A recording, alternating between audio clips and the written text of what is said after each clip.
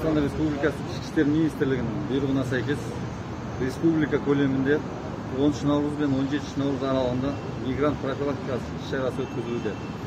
Іс-шара өткізу барысында Шымкент қаласы Әл-Фараби аудандық полиция басқармасының көші-қон қызметкерлерімен Төлемет көшесінде орналасқан құрылыс ғимараттарынан шетел азаматтары тексеріліп, 24 шетел азаматы анықталды.